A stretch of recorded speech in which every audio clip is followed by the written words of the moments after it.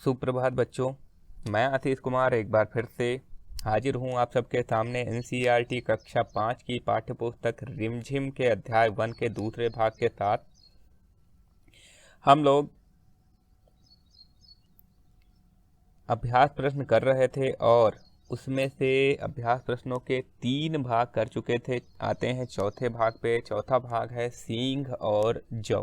सींग और जौ। अच्छा, इस भाग में हम देखेंगे क्या दिया हुआ है भाई।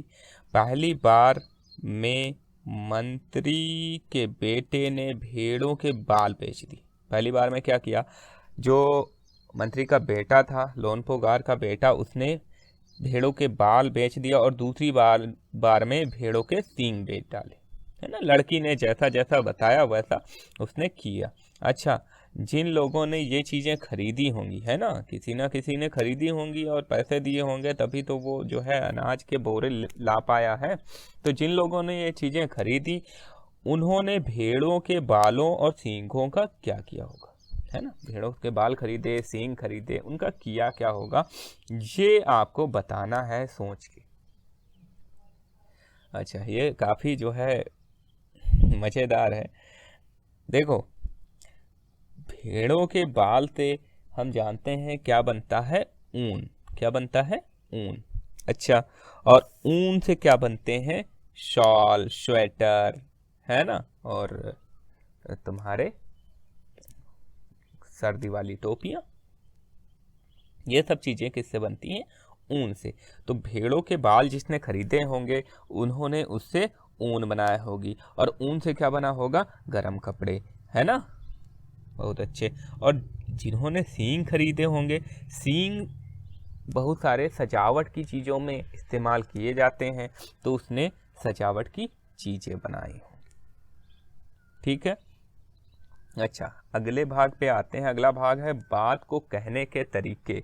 अच्छा, हर बात को कहने के अलग अलग तरीके होते हैं। ठीक है। प्रश्न 1 में दिया हुआ है कि नीचे कहानी से कुछ वाक्य दिए गए, इन बातों को तुम किस तरह से कह सकती हो, ये तुम्हें बताना है ना। चलो भाई, देखते हैं कैसे कह सकते हैं। चैन से जिंदगी चल रही थी। चैन, चैन मतलब शांति, है ना।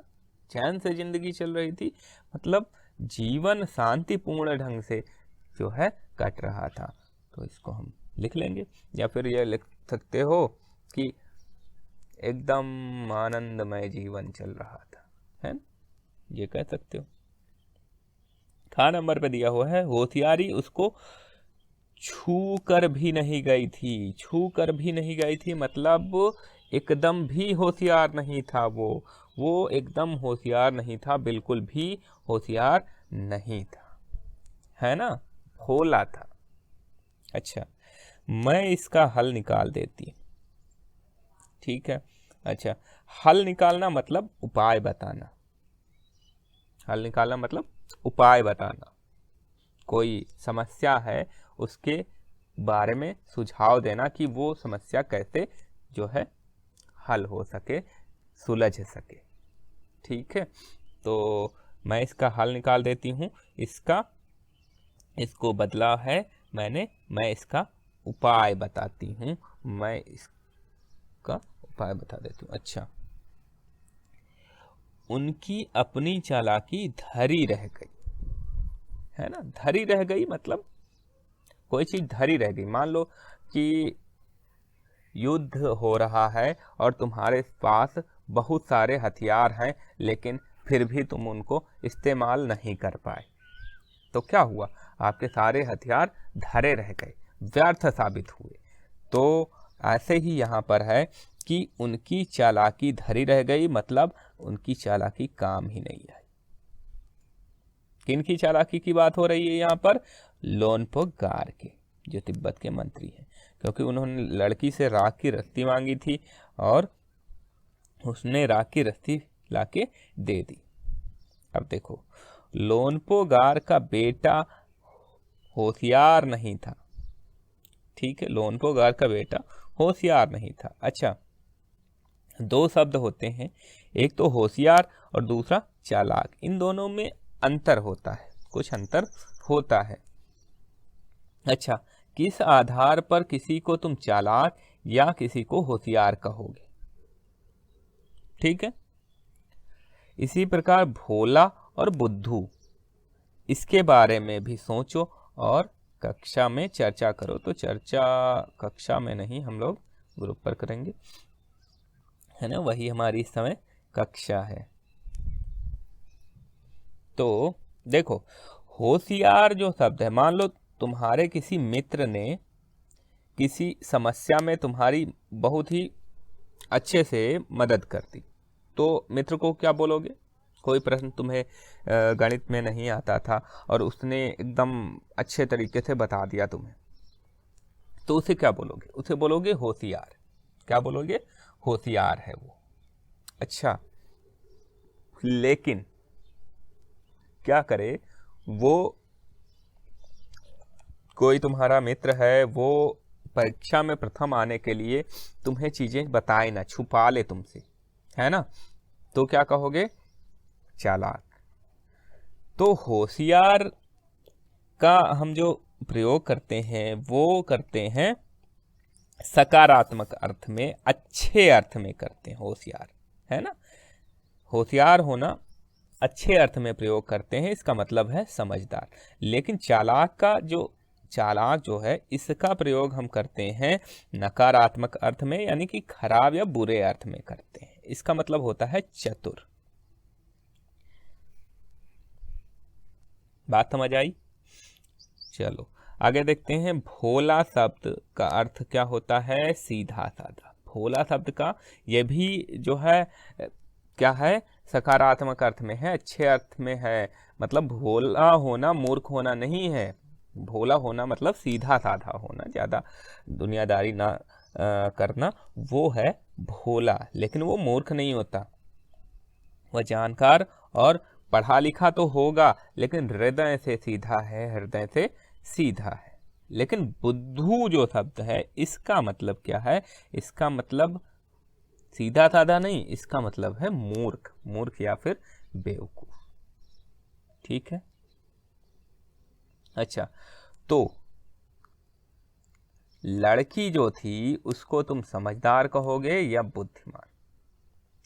तो भैया, लड़की बहुत बुद्धि वाली थी, तभी तो उसने राख की रस्सी बना दी, है ना। समझदार होती तब केवल समझदार होने से ना कर पाती, है ना। तो लड़की क्या थी? बुद्धिमान। उसने अपनी बुद्धि से मंत्री को इतना प्रभावित किया कि उसने अपने बेटे की शादी उससे कर दी। ठीक है। अच्छा, अब आते हैं अगले भाग पे। अगला भाग है नाम दो। अच्छा, कहानी में दिया हुआ है, कहानी में लोनपोगार के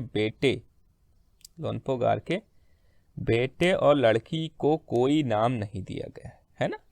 राजा का नाम दिया गया है और मंत्री का नाम दिया गया है लोनपोगार, लेकिन इसके बेटे और वो जो लड़की थी, है ना, जो वहाँ मिली थी शहर में, उनको कोई नाम नहीं दिया गया है। तो यहाँ पे कुछ नीचे कुछ बच्चों के नामकरण के बारे में बताया गया कि तिब्बत में कैसे नामकरण होता है। तो ये परिचय तुम्हें पढ़ना है और अपने मनपसंद नाम को छांटकर बेटे और उस लड़की के लिए कोई नाम देना है। अच्छा, नाम है नाइमा, डावा, मिगमार, लाखपा, नूखू, फू, दोरजे।